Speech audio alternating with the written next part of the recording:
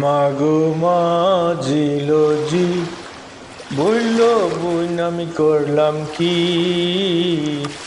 রঙে ভাঙা নৌকা বাইতে আইলাম গাঙ্গে ছিলাম শিশু ছিলাম বালা না ছিল সংসারের জ্বালা সদাই থাকিতাম মায়ের সঙ্গে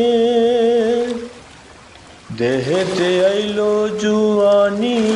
উজান বহে গাঙ্গের পানি কামিনী বসিল মোর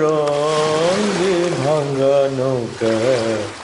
বাইতে আইলাম গাঙ্গে মাগো মাঝিল জি